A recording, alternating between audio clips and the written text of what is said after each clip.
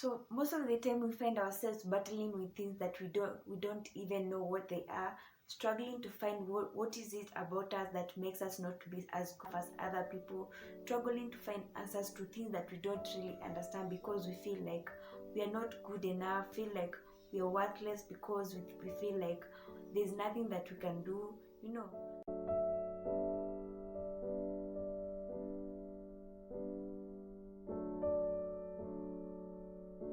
We live in a society where everyone is always on the move. So everyone is on the move, trying to be successful, trying to meet their goals in life. So sometimes we end up getting stressed, and the anxiety also kicks in. What is the impact of stress? How you feel about yourself?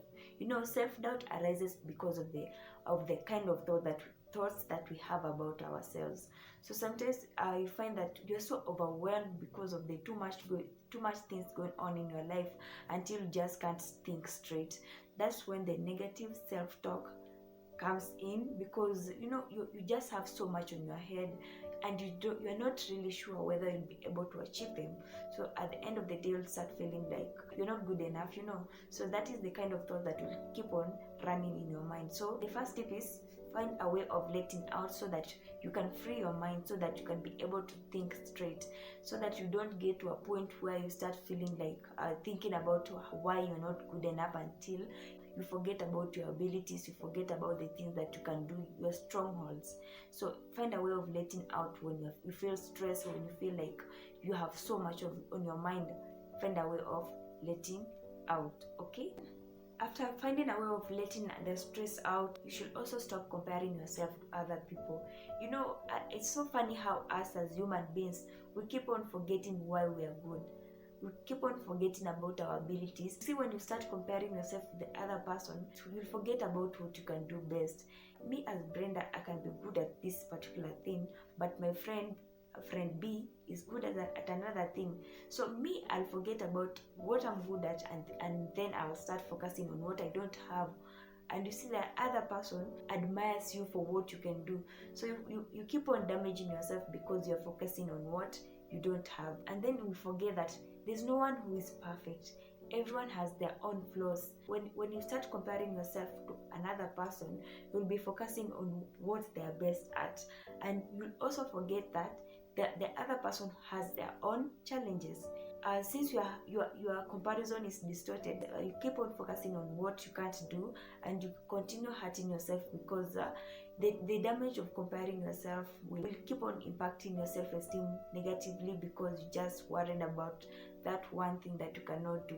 And you also forget that the other person has their own challenges, but because they know, I'm not good at this, I'm not good at this, but this is what I can do best. So they're also focusing on what they can do best, so that they can be perfect at that thing.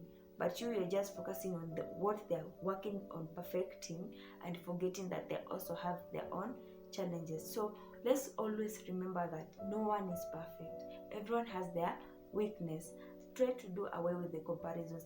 I know there like current society, there are many places where people compare each other. Let's say your siblings. It always starts at home. It's siblings. Maybe there's this sibling that performs very well at school, and then there's this other sibling that maybe they're just good at farming or something. But you see somebody telling the other child, let's say the other child who is not so good at academics, but is so good when it comes to agriculture, the farming. You see that kind of thing. So you see the person telling that person who is good at agriculture, that why can't you perform well as this person, as your brother, as your sister who does very well at school? And then maybe another person will tell the one that performs very well at school, that are you not so as good as child B, who is very good when it comes to farming? You see, those are two different people with different abilities. So we have to understand that we live in a society where everyone is unique. Everyone has their own abilities, everyone has their own weaknesses. So let's stop focusing on what somebody is good at until we forget about ourselves. We go on social media, you see that somebody has posted that they have bought a car, or they have already built their houses, they have already started their families, and you see, you feel bad. Maybe that person you used to grow up together, it's somebody that you were so close, you are still in the same stage of life, and then they are making big moves, and until you start feeling like you're not as good as they are, you see. So let's stop focusing on the competitions, comparing ourselves to other people. Social media is misleading. You go to work, you see somebody that you used to be at the same level, then somebody gets promoted, then you start feeling bad because you've not been promoted or something. You see, that kind of comparisons will hurt you, it will damage you. Focus on your strength and work on your strengths, okay? Then the next tip, the third one, I believe, as I had already said, negative self-talk makes you feel unworthy. Negative self-talk makes you feel like you're not good enough. And you see, when you keep talking negatively about yourself, when you keep thinking negatively about yourself, you will keep on replaying the negative phrases in your mind, and in the end, they will start making you believe that they are true, when in reality, they're not even close to the truth. You know yourself, you are in control of your thoughts. So if you keep thinking negatively about yourself, the negative phrases will get stuck in your mind, and you may get comfortable thinking about how unworthy you are, how you cannot do a particular thing, how you're not just good enough. So you should stop the negative self-talk, and if possible, you can start as in using the negative self-talk to motivate you. You can make them your motivation. If you start feeling like me as Brenda, I'm not good at doing this particular thing, why, instead of thinking that way, you can say that I know I'm not good at doing this particular thing, but I'm going to try it. Maybe I don't know, maybe I can do it, and I just don't know yet. If you start feeling like you're not good enough, use the contradiction approach in life. So instead of saying that I'm not good enough at this, tell yourself that I'm good enough at this, and I'm going to give it a shot, and I'm going to win. When you start thinking about the negatives about yourself, use the negatives to your advantage, so that they can motivate you and push you, so that you can keep on moving forward. Then the fourth reminder of why you're good enough is changing your environment. If you feel like your environment is affecting you negatively, your environment is polluting the way you think about yourself, change it. Most of the time we overlook this fact, but the people we surround ourselves with, the environment that we sit in, what are the people in your surrounding talking about? What type of people are they? How do they handle their things? So the environment may affect you, and there are only two ways your environment can affect you. It can affect you by sucking the confidence and self-esteem out of you, or if that doesn't happen, it can affect you by building you up, by building your confidence, by making you believe in yourself more, and making you a better person. Let's say that you've surrounded yourself with people who are always negative in the way they talk, in the way they do their things, like they're just negative about life. What is the probability that they will not affect you? What's the probability that you start being negative about everything in life, about yourself, about as in people around you? So if you feel like the people around you are all negative, these are the things that you can do. You can first of all cut them off. If there are people that you're always together, maybe let me say that maybe it's your partner or something, it's your parents, it's your brother, it's your sister. Those are the kind of people that you can never cut off, as in, let me say, the parents and the brothers and the sisters. You can never cut off your family. So for such people, maybe you can just distract yourself. Find some motivational videos so that you can watch them, like videos from Motivation with Brenda. You can watch them.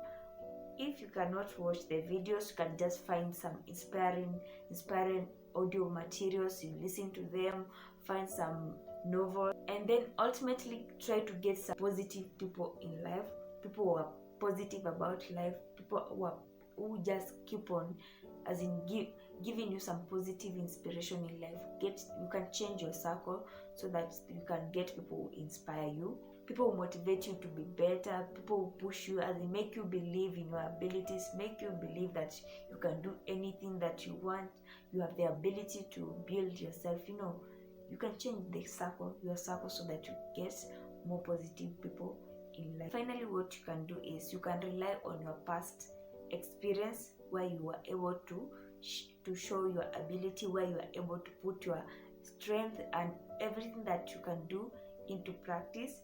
Our past tells of our strength and abilities are the testimonies. Let me just say the evidence of how good we are, So sometimes when you start feeling like you are not good enough, some of those tells, what did you do? At this point in life, I lost all the hope in life, but then I was able to do this. Then I felt like I was strong enough. I felt like I was good enough, and I was able to do life. So sometimes you see, when we get in trouble or when something is going on in our life, we tend to easily forget about our abilities because we're only focusing on the problem that is before us at that moment. So sometimes it's just good enough to rethink your life, that one particular point in life where you are able to do something and it just amazed you and you didn't even believe that you are the one who had done it. When you feel like you're just low, when you feel you're not good enough, revisit your past, revisit the past events. What did you do? What is that one thing that you did that was able to bring out the ability in you? The past tells of your abilities. Let your past tales of resilience motivate you, comfort you, help you move forward. Let them show how much stronger you are. Let them express your ability. Let them show your ability to people. This far, you've come this far, and life is not that easy. You've been able to overcome so much, and sometimes you just don't realize it. You've been able to overcome so much, so you don't have to give up right now. You don't have to start feeling bad about yourself right now. Don't forget about your ability right now, because you've been able to withstand so much. If it means someone in your past tells of your abilities, do that. Keep on moving forward, knowing that you're as good enough as any other person. You're as good enough as that person that you keep on admiring silently or publicly. You're as good enough as anyone. So don't just give up. Don't let the present situation make you feel like I'm not good enough and I just can't do anything. No. You are good enough, and never forget that about yourself. So keep on moving forward, keep on pushing forward, and never give up in life. So guys, that was it for today. Thank you for watching this video. You can watch my other videos on how to cope with failure, tips on how to love yourself more so that you can stop feeling like a loser and regain understanding of how worthy you are. So guys, that was it for today. Till the next video.